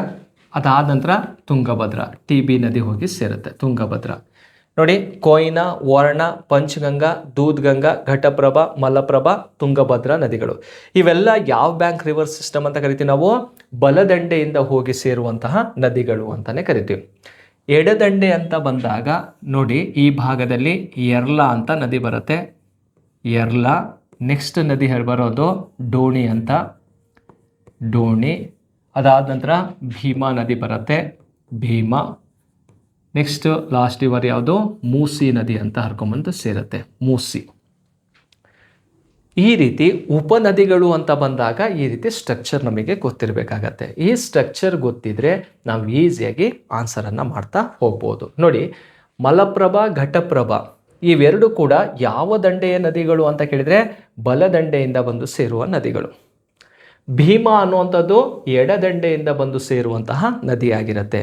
ಸೊ ಇಲ್ಲಿ ಲೆಫ್ಟ್ ಬ್ಯಾಂಕ್ ಯಾವುದು, ರೈಟ್ ಬ್ಯಾಂಕ್ ರಿವರ್ ಸಿಸ್ಟಮ್ ಯಾವುದು ಅನ್ನೋದು ಕ್ಲಿಯರ್ ಆಗಿ ಗೊತ್ತಿರಬೇಕು. ಒಟ್ಟಾರೆ ಅಲ್ಲಿ ಕೊಟ್ಟಿರೋ 3 ನದಿಗಳು ಕೂಡ ಯಾವ ನದಿಯ ಉಪನದಿ ಅಂತ ಕೇಳಿದರೆ ಅವು ಭೀಮಾ ನದಿಯ ಉಪನದಿ ಆಗಿರ್ತವೆ. ಮತ್ತೆ ಹಲವಾರು ಪ್ರಶ್ನೆಗಳು ಈ ನದಿಯ ಮೇಲೆ ಕೇಳ್ತಾ ಬರ್ತಾನೆ, ಅದರ ಬಗ್ಗೆ ನಾವು ಕಾನ್ಸೆಪ್ಟನ್ನು ಕ್ಲಿಯರ್ ಮಾಡ್ಕೊಳ್ಳೋಣ. ಈಗ ಕೊಟ್ಟಿರುವಂತಹ ಪ್ರಶ್ನೆಗೆ ಸರಿಯಾದಂಥ ಉತ್ತರ ಯಾವುದು? ಡಿ ಅನ್ನೋದು ರೈಟ್ ಆನ್ಸರ್ ಆಗಿರುತ್ತೆ. ನೋಡಿ, ಇವೆಲ್ಲ ಪ್ರಶ್ನೆಗಳನ್ನು ನೋಡ್ತಾ ಬಂದರೆ ಕರ್ನಾಟಕ ಜಿಯೋಗ್ರಫಿ ಮೇಲೆ ಹೆಚ್ಚಿನ ಕ್ವಶನ್ಸನ್ನು ಕೇಳ್ತಾ ಇರೋದನ್ನು ನಾವಿಲ್ಲಿ ನೋಡ್ತಾ ಹೋಗ್ಬೋದು. ಹಾಗೆ ಅದಕ್ಕೆ ಸಂಬಂಧಪಟ್ಟಂತೆ ನೋಡಿ, ಇಲ್ಲಿ ಕರ್ನಾಟಕ ಭೂಗೋಳ ಅಂತ ಒಂದು ಬುಕ್ ಇದೆ. ಈ ಕರ್ನಾಟಕ ಭೂಗೋಳ ಇದರಲ್ಲಿ ಏನೆಲ್ಲ ಮಾಹಿತಿ ಇದೆ ಅಂದರೆ ಕಂಪ್ಲೀಟಾಗಿ ಕರ್ನಾಟಕ ಜಿಯೋಗ್ರಫಿಗೆ ರಿಲೇಟೆಡ್ ಆದಂತಹ ಎಲ್ಲ ಚಾಪ್ಟರ್ನ ಒಳಗೊಂಡಿದೆ. ಕರ್ನಾಟಕದ ಪರಿಚಯ ಇದೆ, ಕರ್ನಾಟಕದ ಪ್ರಾಕೃತಿಕ ಲಕ್ಷಣ, ವಾಯುಗುಣ, ಸ್ವಾಭಾವಿಕ ಸಸ್ಯವರ್ಗ, ರಾಷ್ಟ್ರೀಯ ಉದ್ಯಾನವನ, ರಾಮ್ಸರ್ ತಾಣ, ಖನಿಜ ಸಂಪನ್ಮೂಲಗಳು, ಕೈಗಾರಿಕೆಗಳು, ಜನಸಂಖ್ಯೆ, ಬುಡಕಟ್ಟು ಜನಾಂಗಗಳು, ಸಾರಿಗೆ ವ್ಯವಸ್ಥೆ, ಒಟ್ಟು 20 ಅಧ್ಯಾಯಗಳಿದ್ದಾವೆ. ಅದರಲ್ಲೂ ಎಕ್ಸಾಮ್ ಪಾಯಿಂಟ್ ಆಫ್ ವ್ಯೂ ಏನೇನು ಇಂಪಾರ್ಟೆಂಟ್ ಬೇಕೋ ಆ ಚಾಪ್ಟ್ರಲ್ಲಿ ಯಾವುದನ್ನು ಹೆಚ್ಚಿನ ಫೋಕಸ್ ಮಾಡಿದಾನೋ ಅವೆಲ್ಲ ಮಾಹಿತಿಯನ್ನು ಒಳಗೊಂಡಂತಹ ಒಂದು ಬುಕ್ಕೆ ಕರ್ನಾಟಕ ಭೂಗೋಳ. ನೋಡಿ, ಕರ್ನಾಟಕ ಭೂಗೋಳ ಪರಿಚಯ ಅಂತ ಒಂದು ಕಾನ್ಸೆಪ್ಟ್ ಬರುತ್ತೆ. ಅದಾದ ನಂತರ ಕರ್ನಾಟಕದಲ್ಲಿರುವಂತಹ 31 ಜಿಲ್ಲೆಗಳ ಬಗ್ಗೆಯೂ ಕೂಡ ಮಾಹಿತಿ ಇರುತ್ತೆ. ಆ ಜಿಲ್ಲೆಯ ವಿಶೇಷತೆ ಏನು, ಏನೆಲ್ಲ ಎಕ್ಸಾಮಲ್ಲಿ ಕ್ವಶನ್ಸನ್ನು ರೈಸ್ ಮಾಡಿದ್ದಾನೆ, ಆ ಜಿಲ್ಲೆಯ ಇಂಪಾರ್ಟೆಂಟ್ ಟಾಪಿಕ್ ಯಾವುದು ಅನ್ನೋದ್ರ ಬಗ್ಗೆ ಕ್ಲಿಯರ್ ಮಾಡಿದ್ದೀವಿ. ಅದರ ಜೊತೆಗೆ ಕರ್ನಾಟಕದ ಐತಿಹಾಸಿಕ ಸ್ಥಳಗಳ ಬಗ್ಗೆಯೂ ಕೂಡ ನಿಮಗೆ ಮಾಹಿತಿ ಸಿಗುತ್ತೆ. ಮತ್ತು ಇದುವರೆಗೂ competitive exam up to UPSC ಇಂದ PC ಎಕ್ಸಾಮ್ವರೆಗೂ ಎಲ್ಲ ಕಾಂಪಿಟೇಟಿವ್ ಎಕ್ಸಾಮಲ್ಲೂ ಕರ್ನಾಟಕ ಜಿಯೋಗ್ರಫಿಯ ಮೇಲೆ ಕೇಳಿರುವಂತಹ ಪ್ರಶ್ನೆಗಳು ಮತ್ತು ಅದಕ್ಕೆ ಸರಿಯಾದಂತಹ ಉತ್ತರವನ್ನು ನೀವು ಈ ಬುಕ್ಕಲ್ಲಿ ಪಡ್ಕೋಬೋದು. ಹಾಗಾಗಿ ಈಗ ಬರ್ತಾ ಇರುವಂಥ ಪೊಲೀಸ್ ಎಕ್ಸಾಮಿಗೆ ಮ್ಯಾಕ್ಸಿಮಮ್ ಕ್ವಶನ್ಸು ಈ ಬುಕ್ಕಿಂದ ಬರುತ್ತೆ ನಿಮಗೆ. ಈ ಬುಕ್ ಏನಾದ್ರು ನಿಮಗೆ ಬೇಕಿದ್ರೆ ನಿಮಗೆ ಪೋಸ್ಟಲಲ್ಲಿ ಮನೆ ಕಳಿಸುವಂತಹ ಒಂದು ವ್ಯವಸ್ಥೆ ಇರುತ್ತೆ. ಇದರ ಬಗ್ಗೆ ಹೆಚ್ಚಿನ ಮಾಹಿತಿ ಬೇಕಿದ್ರೆ 9008515660 ನಂಬರಿಗೆ ಕಾಲ್ ಮಾಡಿ ಹೆಚ್ಚಿನ ಮಾಹಿತಿಯನ್ನು ಪಡ್ಕೊಳ್ಳಿ. ಹಾಗೆ ಈ ಬುಕ್ಕನ್ನು ಬರೆದಿರೋದು ನಾನೇ ಬರೆದಿರೋದ್ರಿಂದ ನನ್ನ 15 ವರ್ಷದ ಒಂದು ಟೀಚಿಂಗ್ ಅನುಭವ ಏನಿದೆಯಲ್ಲ ಅದರ ಆಧಾರದ ಮೇಲೆ ಮತ್ತು ಓಲ್ಡ್ ಕ್ವಶನ್ಸ್ ಯಾವ ರೀತಿ ಕೇಳಿದ್ದಾನೆ ಅದನ್ನು ಬೇಸ್ ಇಟ್ಕೊಂಡು ಬರೆದಿರುವಂಥ ಬುಕ್ಸ್ ಆಗುತ್ತೆ. ಹಾಗಾಗಿ ನಿಮಗೆ ಇದರ ಉಪಯೋಗ ಆಗೇ ಆಗುತ್ತೆ ಅಂತ ಹೇಳ್ತಾ ನೆಕ್ಸ್ಟ್ ಪ್ರಶ್ನೆಗೆ ಹೋಗೋಣ ಸ್ನೇಹಿತರೆ. ನೋಡಿ, ದಾಲ್ ಸರೋವರ ಎಲ್ಲಿದೆ ಅಂತ ಇದೆ. ಈ ದಾಲ್ ಲೇಕ್ ಅನ್ನುವಂಥದ್ದು ಎಲ್ಲಿ ಕಂಡುಬರುತ್ತಪ್ಪ ಅಂದರೆ ಜಮ್ಮು ಕಾಶ್ಮೀರ್, ಹಿಮಾಚಲ್ ಪ್ರದೇಶ್, ಉತ್ತರಾಖಂಡ್, ಮಣಿಪುರ ಅಂತ ಇದೆ. ಅಲ್ಲಿ ಕಂಡುಬರುವಂಥದ್ದು ಎಲ್ಲಿ ಅಂತ ಕೇಳಿದರೆ ಅದು ಜಮ್ಮು ಕಾಶ್ಮೀರದಲ್ಲಿ ಕಂಡುಬರುವಂಥದ್ದು. ಯಾವ ಸರೋವರ? ದಾಲ್ ಸರೋವರ ಕಂಡುಬರೋದು ಜಮ್ಮು ಕಾಶ್ಮೀರದಲ್ಲಿ ಕಂಡುಬರುತ್ತೆ. ಅದು ಜಮ್ಮು ಕಾಶ್ಮೀರದಲ್ಲಿ ಎಲ್ಲಿದೆ ಅಂತ ಕೇಳಿದರೆ ಇದು ಶ್ರೀನಗರದಲ್ಲಿ ಕಂಡುಬರುತ್ತೆ. ಎಲ್ಲಿದೆ ಇದು? ಶ್ರೀನಗರದಲ್ಲಿ ಕಂಡುಬರುವಂತಹ ಒಂದು ಇಂಪಾರ್ಟೆಂಟ್ ಲೇಕ್ ಆಗಿರುತ್ತೆ. ನೋಡಿ, ಬೇಸಿಗೆ ಬಂದಾಗ ಆ ಸರೋವರದಲ್ಲಿ ನೀರು ಕಂಡುಬರುತ್ತೆ. ಅದೇ ಚಳಿಗಾಲ ಬಂದಂಗೆ ಸ್ವಲ್ಪ ಹೆಪ್ಪುಗಟ್ಟುವಂತಹ ಒಂದು ವಾತಾವರಣವನ್ನು ಈ ದಾಲ್ ಸರೋವರದಲ್ಲಿ ನೋಡ್ಬೋದು. ಹಾಗೆ ಭಾರತದಲ್ಲಿ ಅತಿ ಹೆಚ್ಚು ಪ್ರವಾಸಿಗರನ್ನು ಆಕರ್ಷಣೆ ಮಾಡುವಂತಹ ಒಂದು ಸರೋವರಗಳ ಪಟ್ಟಿಯಲ್ಲಿ ಯಾವುದಿದೆ ಅಂತ ನೋಡಿದಾಗ ದಾಲ್ ಸರೋವರ ಕಂಡುಬರುತ್ತೆ. ಹಾಗಾಗಿ ದಾಲ್ ಸರೋವರದ ಬಗ್ಗೆ ನಿಮಗೆ ಗೊತ್ತಿರಬೇಕು. ಎಲ್ಲಿದೆ ಅಂತ ಕೇಳಿದರೆ ಜಮ್ಮು ಕಾಶ್ಮೀರದಲ್ಲಿ ಕಂಡುಬರುತ್ತೆ. ಅದೇ ರೀತಿ ಉಲಾರ್ ಲೇಕ್ ಅಂತ ಒಂದಿದೆ. ಈ ಉಲಾರ್ ಲೇಕ್ ಅನ್ನುವಂಥದ್ದು ಅದು ಜಮ್ಮು ಕಾಶ್ಮೀರದಲ್ಲೇ ಕಂಡುಬರುತ್ತೆ. ಇದು ಭಾರತದ ಅತಿ ದೊಡ್ಡ ಸಿಹಿ ನೀರಿನ ಸರೋವರ ಆಗಿರುತ್ತೆ. Largest fresh water lake in India ಅಂತ ಕೇಳಿದರೆ ಉಲಾರ್ ಲೇಕ್ ಆಗಿರುತ್ತೆ. ಯಾವ ಸ್ಟೇಟ್ ಅಂತ ಕೇಳಿದರೆ ಅದು ಜಮ್ಮು ಕಾಶ್ಮೀರದಲ್ಲೇ ಕಂಡುಬರುವಂಥದ್ದು. ಕ್ಲಿಯರಾ? ಅದೇ ರೀತಿ ಮಣಿಪುರದಲ್ಲಿ ಲೋಕ್ಟಾಕ್ ಎನ್ನುವಂತಹ ಒಂದು ಸರೋವರ ಕಂಡುಬರುತ್ತೆ. ಆ ಲೋಕ್ಟಾಕ್ ಲೇಕ್ ಇಂಪಾರ್ಟೆಂಟ್ ಏನಪ್ಪ ಅಂದರೆ ಅದರ ಮೇಲೆ ಒಂದು ರಾಷ್ಟ್ರೀಯ ಉದ್ಯಾನವನ ಇದೆ, ಆ ಕಿಬುಲ್ ಲಾಮ್ಜಿಯೋ ನ್ಯಾಷನಲ್ ಪಾರ್ಕ್ ಅಂಥೇಳಿ. ಹಾಗಾಗಿ ಅದು ತೇಲುವ ರಾಷ್ಟ್ರೀಯ ಉದ್ಯಾನವನ ಅಂತಲೇ ಫೇಮಸ್ ಆಗಿರೋದು. ಸೊ ಇವು ಲೇಕ್ ರಿಲೇಟೆಡ್ ಕಾನ್ಸೆಪ್ಟ್ ಬಗ್ಗೆನೂ ಕೂಡ ನಾವು ಎಕ್ಸಾಮಲ್ಲಿ ಓದಬೇಕನ್ನುವಂಥದ್ದು ಇಲ್ಲಿ ಗೊತ್ತಾಗತ್ತೆ. ನೆಕ್ಸ್ಟು 9ನೇ ಪ್ರಶ್ನೆ ನೋಡಿ, ಮಜುಲಿ ದ್ವೀಪವಿರುವ ನದಿ ಯಾವುದು? ಅಂದರೆ ಮಜುಲಿ ದ್ವೀಪ ಯಾವ ನದಿಯಿಂದ ನಿರ್ಮಾಣವಾಗಿದೆ ಅಂಥೇಳಿ ಕೇಳಿರುವಂಥದ್ದು. ಇಲ್ಲಿ ಆಪ್ಷನಲ್ಲಿ ಗಂಗಾ ಇದೆ, ಸಿಂಧು ಇದೆ, ಬ್ರಹ್ಮಪುತ್ರ ಇದೆ, ಹಾಗೆ ಯಮುನಾ ನದಿ ಕಂಡುಬರುತ್ತೆ. ಇದಕ್ಕೆ ಸರಿಯಾದಂಥ ಉತ್ತರ ಯಾವುದಪ್ಪ ಅಂದರೆ ಬ್ರಹ್ಮಪುತ್ರ ನದಿಯಿಂದ ಆದಂತಹ ಒಂದು ಐಲ್ಯಾಂಡ್, ರಿವರಿನ್ ಐಲ್ಯಾಂಡ್ ಅಥವಾ ರಿವರ್ ಐಲ್ಯಾಂಡ್ ಅಂತ ಏನು ಕರಿತೀವಲ್ಲ ಅದು ಮಜುಲಿ. ಹಾಗಾದರೆ ಈ ಮಜುಲಿ ದ್ವೀಪ ಏನೆಲ್ಲ ಇಂಪಾರ್ಟೆಂಟ್ ಅಂತ ಕೇಳಿದರೆ ನೋಡಿ, ಮಜುಲಿ ದ್ವೀಪ ಅನ್ನುವಂಥದ್ದು ನದಿ ಗೊತ್ತಾಯಿತು, ಬ್ರಹ್ಮಪುತ್ರ ನದಿ. ಯಾವ ರಾಜ್ಯದಲ್ಲಿ ಕಂಡುಬರುತ್ತೆ ಅಂದರೆ ಅದು ಅಸ್ಸಾಂ ರಾಜ್ಯದಲ್ಲಿ ಕಂಡುಬರುತ್ತೆ. ಅಸ್ಸಾಂ ರಾಜ್ಯದಲ್ಲಿ ಕಂಡುಬರೋದನ್ನು ನೋಡ್ಬೋದು. ಹಾಗೆ ಮಜುಲಿ ದ್ವೀಪ ಎನ್ನುವಂಥದ್ದು ಪ್ರಪಂಚದ ಅತಿ ದೊಡ್ಡ ನದಿ ದ್ವೀಪವಾಗಿರುತ್ತೆ. ವರ್ಲ್ಡ್ ಲಾರ್ಜೆಸ್ಟ್ ರಿವರ್ ಐಲ್ಯಾಂಡ್ ಯಾವುದು ಅಂತ ಕೇಳಿದರೆ ಅದು ಮಜುಲಿ ದ್ವೀಪ. ಅದರ ಬಗ್ಗೆ ನಿಮಗೆ ಗೊತ್ತಿರಬೇಕು. ಅಷ್ಟೇ ಅಲ್ಲದೆ ಈ ಮಜುಲಿ ದ್ವೀಪ ನದಿ ದ್ವೀಪ ಅಂದರೆ ಏನು? ಈಗ ನದಿ ಹರ್ಕೊಂಡು ಹೋಗ್ಬೇಕಾದ್ರೆ ಅಲ್ಲಲ್ಲೇ ಏನು ಮಾಡುತ್ತಪ್ಪ ಅಂದರೆ ಕವಲುಗಳಾಗಿ ನಿರ್ಮಾಣವಾಗುತ್ತೆ. ಮಧ್ಯದಲ್ಲಿ ಭೂಭಾಗ ಕಂಡುಬರುತ್ತೆ. ಇದನ್ನೇ ದ್ವೀಪ ಅಂತ ಕರೆಯೋದು. ಹಾಗೆ ನದಿ ನೋಡಿ ಮುಂದೆ ಹರ್ಕೊಂಡು ಹೋಗ್ಬೇಕಾದ್ರೆ ಇಲ್ಲೊಂದು ಪ್ರದೇಶ ಇರುತ್ತೆ, ಇದನ್ನು ಕೂಡ ನದಿ ದ್ವೀಪ ಅಂತಲೇ ಕರಿತೀವಿ. ಈಗ ಕಾವೇರಿ ನದಿ ಅಂತ ಕೊಟ್ಟಾಗ ಕರ್ನಾಟಕದಲ್ಲಿ ಶ್ರೀರಂಗಪಟ್ಟಣ ಎನ್ನುವಂಥದ್ದು ಒಂದು ನದಿ ದ್ವೀಪ ಆಗಿರುತ್ತೆ. ಶಿವನ ಸಮುದ್ರನೂ ಕೂಡ ಒಂದು ನದಿ ದ್ವೀಪ ಆಗಿರುತ್ತೆ. ಶ್ರೀರಂಗಂ ಅಂಥೇಳಿ ತಮಿಳುನಾಡಿನಲ್ಲಿ ಕಂಡುಬರುತ್ತೆ, ಅದು ಕೂಡ ಒಂದು ನದಿ ದ್ವೀಪವಾಗಿರುತ್ತೆ. ಸೊ ಇದನ್ನು ಇಮೇಜಲ್ಲಿ ನೋಡಿ ಹೇಗೆ ನದಿ ದ್ವೀಪ, ವರ್ಲ್ಡ್ ಲಾರ್ಜೆಸ್ಟ್ ರಿವರ್ ಐಲ್ಯಾಂಡ್ ಅಂತಲೇ ಕರೆಯುವಂಥದ್ದು. ಈ ನದಿ ನೀರು ನೋಡಿ ಎಲ್ಲ ಕಡೆ ಸುತ್ತರ್ಕೊಂಡು ಹೋಗಿದೆ. ಮಧ್ಯದಲ್ಲಿ ನಮಗೆ ಭೂಭಾಗ ಕಾಣಿಸ್ತಾ ಇದೆ ಅಲ್ವಾ, ಇದನ್ನೇ ನಾವು ಏನಂತ ಕರಿತೀವಿ? ರಿವರ್ ಐಲ್ಯಾಂಡ್ ಅಂತೇಳಿ. ಸುತ್ತಲೂ ನದಿ ನೀರಿರುತ್ತೆ, ಮಧ್ಯದಲ್ಲಿ ಭೂಭಾಗವನ್ನು ಹೊಂದಿರುತ್ತೆ. ಅದನ್ನೇ ನಾವು ರಿವರ್ ಐಲ್ಯಾಂಡ್ ಅಂತ ಕರಿತೀವಿ. ಅದು ಯಾವುದು ಅಂತ ಕೇಳಿದರೆ ಮಜುಲಿ ನದಿ, ಬ್ರಹ್ಮಪುತ್ರ. ಸ್ಟೇಟ್ ಯಾವುದು? ಅಸ್ಸಾಂ ರಾಜ್ಯದಲ್ಲಿ ಕಂಡುಬರುವಂಥದ್ದು. ನೆಕ್ಸ್ಟ್ ಮತ್ತೊಂದು ಪ್ರಶ್ನೆಗೆ ಹೋಗೋಣ. ಈ ಕೆಳಗಿನ ರಾಜ್ಯಗಳಲ್ಲಿ ಯಾವುದು ಪಾಕಿಸ್ತಾನದೊಂದಿಗೆ ಗಡಿಯನ್ನು ಹೊಂದಿಲ್ಲ ಅಂತ ಇದೆ. ನೋಡಿ, ಪಾಕಿಸ್ತಾನದೊಂದಿಗೆ ಗಡಿಯ ಹೊಂದಿರುವಂಥ ರಾಜ್ಯಗಳಲ್ಲಿ ಗುಜರಾತ್ ಹೊಂದಿದೆ ಅಂದರೆ ಹೊಂದಿದೆ, ರಾಜಸ್ಥಾನವನ್ನು ಕೂಡ ಹೊಂದಿದೆ, ಪಂಜಾಬ್ ಕೂಡ ಹೊಂದಿದೆ. ಇವುಗಳಲ್ಲಿ ಯಾವುದೂ ಅಲ್ಲ. ಎಲ್ಲವೂ ಕೂಡ ಗಡಿಯನ್ನು ಹೊಂದಿರೋದ್ರಿಂದ ಯಾವುದು ಅಲ್ಲ ಅಂಥೇಳಿ ನಾವು ಆನ್ಸರನ್ನು ನೋಡಬೇಕಾಗತ್ತೆ. ಸೊ ಅದನ್ನು ನಿಮಗೆ ಮ್ಯಾಪಲ್ಲೇ ತೋರಿಸ್ಬಿಡ್ತೀನಿ ಯಾವುದು ಗಡಿಯನ್ನು ಹೊಂದಿದೆ ಅಂತ. ನೋಡಿ, ಇದು ಪಾಕಿಸ್ತಾನ. ಕ್ಲಿಯರಾ? ಪಾಕಿಸ್ತಾನ ಅಂತ ಬಂದಾಗ ಗುಜರಾತ್ ರಾಜ್ಯ ಗಡಿಯನ್ನು ಶೇರ್ ಮಾಡಿಕೊಂಡಿದೆ. ಅದರ ಜೊತೆಗೆ ರಾಜಸ್ಥಾನನೂ ಕೂಡ ಗಡಿಯನ್ನು ಹಂಚ್ಕೊಂಡಿದೆ. ಅದರ ಜೊತೆಗೆ ಪಂಜಾಬ್ ಗಡಿ ಹಂಚ್ಕೊಂಡಿದೆ, ಜಮ್ಮು ಕಾಶ್ಮೀರ ಇದೆ ಮತ್ತು ಲಡಾಖು ಕೂಡ ಕಂಡುಬರುತ್ತೆ. 3 ರಾಜ್ಯಗಳು ಒಂದು ಕೇಂದ್ರಾಡಳಿತ ಪ್ರದೇಶ ಅನ್ನುವಂಥದ್ದು ಗಡಿಯನ್ನು ಹಂಚ್ಕೊಂಡಿರೋದನ್ನು ನೋಡ್ಬೋದು ಇಲ್ಲಿ. ಕ್ಲಿಯರಾ? ಹಾಗಾಗಿ ಗುಜರಾತ್, ರಾಜಸ್ಥಾನ್, ಪಂಜಾಬ್ 3 ಕೂಡ ಸರಿಯಾಗಿರೋದ್ರಿಂದ ಇವುಗಳಲ್ಲಿ ಯಾವುದೂ ಅಲ್ಲ ಅಂದರೆ ಪಾಕಿಸ್ತಾನದೊಂದಿಗೆ ಗಡಿಯನ್ನು ಹೊಂದಿಲ್ಲದ್ದು ಯಾವುದು ಅಂತ ಕೇಳಿದರೆ ಯಾವುದೂ ಇಲ್ಲ, ಎಲ್ಲವೂ ಕೂಡ ಪಾಕಿಸ್ತಾನದೊಂದಿಗೆ ಗಡಿ ಹಂಚಿಕೊಂಡಿರೋದು. ನೋಡಿ, ಹೀಗೆ ಪಾಕಿಸ್ತಾನ ಒಂದು ಕೊಟ್ಟಿದ್ದಾನೆ. ಭಾರತದೊಂದಿಗೆ ಭೂಗಡಿ ಹಂಚಿಕೊಂಡಿರುವಂತಹ ರಾಷ್ಟ್ರಗಳ ಸಂಖ್ಯೆ ಎಷ್ಟು? 7 ರಾಷ್ಟ್ರಗಳು ಭೂಗಡಿಯನ್ನು ಹಂಚಿಕೊಂಡಿದ್ದಾವೆ. Pakistan, Afghanistan, China, Nepal, Bhutan, Myanmar, Bangladesh. ಈಗ ನಾವು ತಿಳ್ಕೊಬೇಕಾಗಿರೋದೇನು, ಎಲ್ಲ ರಾಜ್ಯಗಳು ಯಾವ್ಯಾವ ರಾಜ್ಯಗಳು ಯಾವ್ಯಾವ ರಾಷ್ಟ್ರದೊಂದಿಗೆ ಗಡಿಯನ್ನು ಹಂಚ್ಕೊಂಡಿದ್ದಾವೆ. ಮುಂದೆ ಅಂಥ ಪ್ರಶ್ನೆಗಳು ಮತ್ತೆ ಬರ್ತವೆ, ಅದರ ಜೊತೆಗೆ ಮ್ಯಾಪಲ್ಲೇ ಕ್ಲಿಯರ್ ಮಾಡ್ತೀವಿ. ಇವತ್ತು ಒಂದು ತಿಳ್ಕೊಳ್ಳಿ ಸಾಕು. ಯಾಕಂದರೆ ಇವತ್ತು ಪಾಕಿಸ್ತಾನ ಅಂತ ಕೊಟ್ಟಿದ್ದಾನ, ಪಾಕಿಸ್ತಾನದೊಂದಿಗೆ ಯಾವ ಗಡಿ ಹಂಚ್ಕೊಂಡಿದ್ದಾವೆ ಅಂತ ತಿಳ್ಕೊಂಡ್ರೆ, ಯಾವ್ದು ಹಂಚ್ಕೊಂಡಿಲ್ಲ ಅಂಥೇಳಿ ಆಪ್ಷನ್ ನೋಡಿದ್ರೇ ನಿಮಗೆ ಗೊತ್ತಾಗತ್ತೆ. 3 ರಾಜ್ಯಗಳು ಗುಜರಾತ್, ರಾಜಸ್ಥಾನ್ ಮತ್ತು ಪಂಜಾಬ್ ಗಡಿ ಹಂಚ್ಕೊಂಡ್ರೆ 2 ಕೇಂದ್ರಾಡಳಿತ ಪ್ರದೇಶಗಳು, ಒಂದು ಜಮ್ಮು ಕಾಶ್ಮೀರ್ ಮತ್ತು ಲಡಾಖ್ ಬಾರ್ಡರ್ ಶೇರ್ ಮಾಡ್ಕೊಂಡಿದ್ದೆ. ಓಕೆ, ಈ ರೀತಿ ಮ್ಯಾಪನ್ನು ಇಟ್ಕೊಂಡು ಎಂಥ ಪ್ರಶ್ನೆ ಬಂದಾಗ ನಾವು ಸ್ಟಡಿ ಮಾಡ್ತಾ ಹೋಗಬೇಕಾಗತ್ತೆ. ನೋಡಿ ಸ್ನೇಹಿತರೆ, ಪೊಲೀಸ್ ಎಕ್ಸಾಮ್ ನೋಟಿಫಿಕೇಷನ್ ಆಯಿತು. ಆ ನೋಟಿಫಿಕೇಷನ್ಗೆ ಸಂಬಂಧಪಟ್ಟಂಥ ಸಿಲೆಬಸ್ಸು ನಿಮಗೆ ಗೊತ್ತಿದೆ, ಆಲ್ರೆಡಿ ಓದ್ತಾ ಇದ್ದೀರಿ. ಅದರ ಜೊತೆಗೆ ಈ ಒಂದು ಪ್ರಶ್ನೆಗಳು ಕೂಡ ನಿಮಗೆ ಅಂದರೆ ಓಲ್ಡ್ ಕ್ವಶನ್ ಹೇಗೆಲ್ಲ ಬಂದಿದೆ, ಯಾವ ರೀತಿ ನಾವು ಅನಾಲಿಸಿಸ್ ಮಾಡಬೇಕು ಅನ್ನುವಂಥ ಕಾನ್ಸೆಪ್ಟ್ ಬಗ್ಗೆ ನಾವು ಇವತ್ತು ಚರ್ಚೆ ಮಾಡಿದ್ದೀವಿ. ಇದು ಮೊದಲನೇ ವಿಡಿಯೋ ಆಗಿರುತ್ತೆ. ಚೆಂದಾಗಿ ಓದಿ ಕಂಪ್ಲೀಟಾಗಿ ಭಾಳ ದಿನ ಕಾದಿದ್ದಕ್ಕೆ ಒಂದು ಪ್ರತಿಫಲ ನಿಮಗೆ ಸಿಗಬೇಕಂದ್ರೆ ನೀವು ಹಾರ್ಡ್ ವರ್ಕ್ ಮಾಡಬೇಕು, ಬೇರೆ ಆಪ್ಷನ್ ಇಲ್ಲ. ಎಷ್ಟು ಸಾಧ್ಯ ಅಷ್ಟು ಟೈಮನ್ನು ಓದಿ, ಅದರ ಜೊತೆಗೆ ಹೆಚ್ಚಿನ ನಾಲೆಡ್ಜನ್ನು ಪಡ್ಕೊಳ್ಳಿ, ಕ್ವಶನ್ಸನ್ನು ಅನಾಲಿಸಿಸ್ ಮಾಡಿ, ವಿಷಯವನ್ನು ಹೆಚ್ಚಿನ ಮಾಹಿತಿಯನ್ನು ಕಲೆಕ್ಟ್ ಮಾಡಿ, ಎಷ್ಟು ಸಾಧ್ಯ ಅಷ್ಟು ಓದ್ತಾ ಹೋಗಿ. ಬರುವಂಥ ಎಕ್ಸಾಮಲ್ಲಿ ನೀವು ಸಕ್ಸಸ್ ಆಗಲೇಬೇಕು, ಅಪಾಯಿಂಟ್ ಆಗಬೇಕನ್ನುವಂಥದ್ದು ನಮ್ಮ ಉದ್ದೇಶ. ಆ ಒಂದು ಉದ್ದೇಶವನ್ನು ಈಡೇರಿಸೋಕ್ಕೋಸ್ಕರನೇ ಈ ಒಂದು ಕ್ವಶನನ್ನು ಅನಾಲಿಸಿಸ್ ಮಾಡ್ತಾ ಇರೋದು. ಇದು ಮೊದಲನೇ ವಿಡಿಯೋ ಆಗಿರುತ್ತೆ. ಇಂಥ ಸರಣಿಗಳು ಇನ್ಮೇಲೆ ಮುಂದುವರಿತವೆ. ನೀವೆಲ್ಲರೂ ಕೂಡ ವಾಚ್ ಮಾಡಿರಿ, ಹಾಗೆ ನಿಮ್ಮ ಫ್ರೆಂಡ್ಸ್ರಿಗೂ ಕೂಡ ಶೇರ್ ಮಾಡಿರಿ ಅಂತ ಹೇಳ್ತಾ ಇವತ್ತಿನ ಕಾನ್ಸೆಪ್ಟನ್ನು ಮುಗಿಸ್ತೀನಿ. Thank you.